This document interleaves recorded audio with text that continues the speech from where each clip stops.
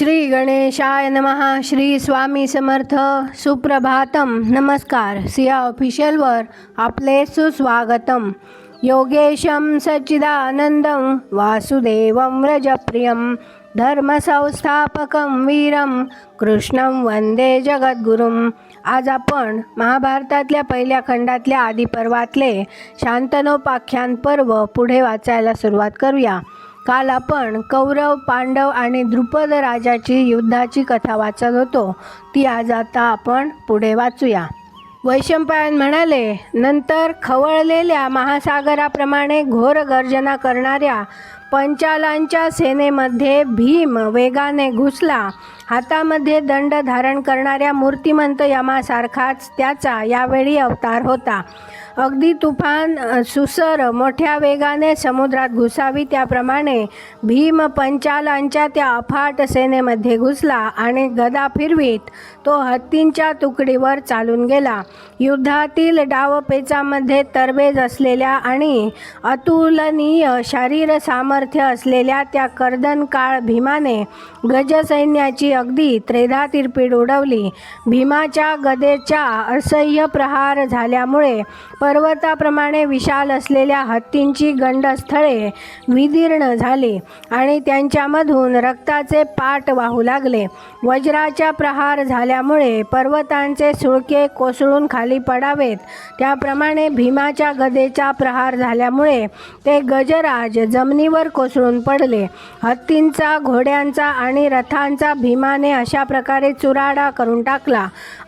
इतकेच नाही तर त्याने पायदळांचा आणि महारथी वीरांचाही चुथडा करून टाकला. रानामध्ये बैलांच्या पाठीवर दांडक्यांचा प्रहार करून गुराखी ज्याप्रमाणे त्यांचे कळप हाकून लावतो त्याप्रमाणे भीमाने रणांगणामध्ये उरलेल्या रथांना आणि हत्तींना सैरावैरा उधळून लावले आणि त्याच वेगाने तो रणात इतस्ततः धुमाकूळ घालू लागला.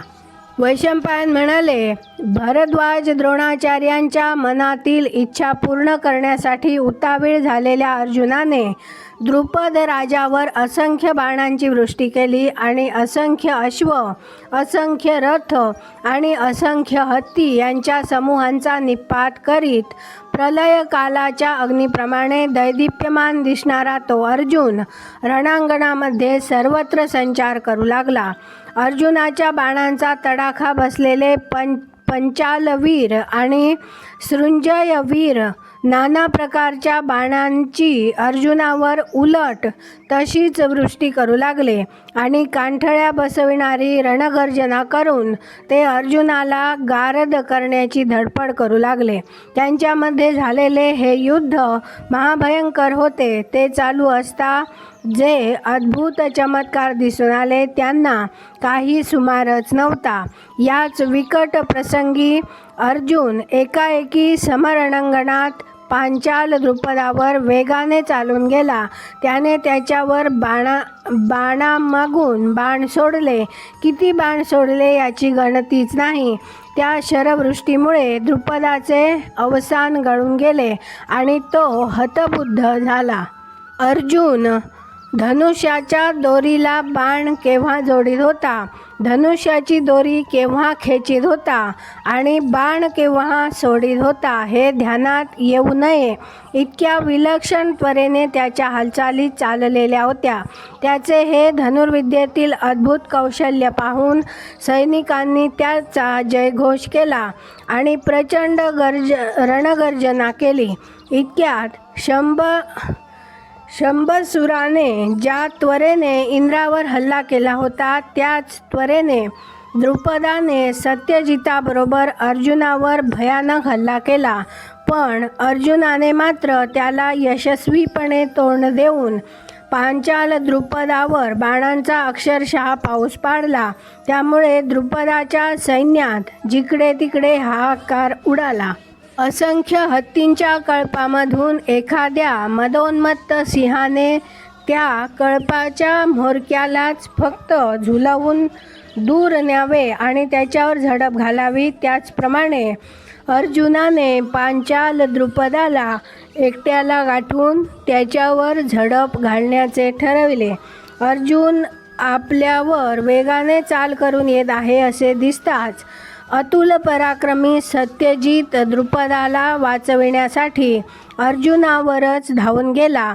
इंद्राने आणि विरोचन पुत्र बलीने परस्परावर दारुण हल्ला करावा त्याप्रमाणे एकमेकांवर तीव्र वेगाने हल्ला करण्यासाठी सज्ज झालेल्या अर्जुनाने आणि द्रुपदाने साऱ्या सैन्यामध्ये हलकल्लोळ करून सोडला.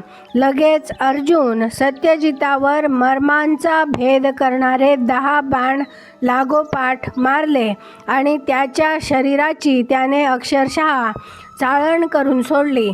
काय भयानक दृश्य होते ते! नुसतेच भयानक नाही तर तितकेच अद्भुतही. यावर पांचाल द्रुपदाने अतिशय त्वरेने असंख्य बाण अर्जुनावर सोडले आणि बाणांच्या त्या वृष्टीमुळे महारथ अर्जुनाचे शरीर झाकले गेले. लगेच अर्जुनाने अतिशय चपलतेने आपल्या धनुष्याच्या दोरीचा कर्णकटू टणत्कार केला आणि सत्यजिताच्या धनुष्याचे त्याने तुकडे तुकडे केले आणि त्याने तडक द्रुपद राजाकडेच आपला मोहरा वळवला. हातातले धनुष्य तुटल्यामुळे सत्यजिताने तत्क्षणी दुसरे धनुष्य घेतले आणि आपल्या रथाचे घोडे त्वरेने पिटाळावयास त्याने सारथ्याला आज्ञा केली. त्याने विजेच्या वेगाने अर्जुनावर बाण सोडले व त्याला विद्ध केले. द्रुपदाकडून अगोदरच लढाईच्या गर्दीत जखमी झालेल्या अर्जुनाला सत्यजिताच्या या आक्रमणामुळे अनावर क्रोध आला आणि त्याला नेस्तनाबूत करण्यासाठी अर्जुनाने त्याच्यावर बाणांचा वर्षाव केला. सत्यजिताच्या रथाचे घोडे अर्जुनाने मारून टाकले. त्याच्या रथावरचा ध्वज त्याने मोडून खाली पाडला. बाण मारून त्याच्या धनुष्याची घट्ट मूठ त्याने ढिली केली. त्याच्या रक्षणासाठी रथात त्याच्या मागे बसलेल्या दोन्ही सारथ्यांना त्याने बाणांनी घायल केले. हातातले पहिले धनुष्य अर्जुनाने मोडून टाकल्यावर जे नवीन धनुष्य सत्यजिताने हातात घेतले ते अर्जुनाने मोडून टाकले. तसेच रथाचे पहिले घोडे मारले गेल्यावर नवीन जोडलेले घोडेसुद्धा अशाच रीतीने खाली पाडल्यावर सत्यजित गांगरून गेला आणि पाठ दाखवून तो रणांगणातून पळून गेला. आज आपण इथे थांबूया. पुढची कथा आपण उद्या वाचूया. माझ्या सिया ऑफिशियलला सबस्क्राईब केले नसेल तर कृपया आत्ताच सबस्क्राईब करा आणि दररोज महाभारत कथा ऐकण्याचा आनंद अवश्य घ्या. बाजूच्या बेलवर क्लिक करून लाईक करायला विसरू नका. शेअर करा, कमेंट करा आणि राधे राधे लिहायला विसरू नका. धन्यवाद. जय श्री कृष्ण.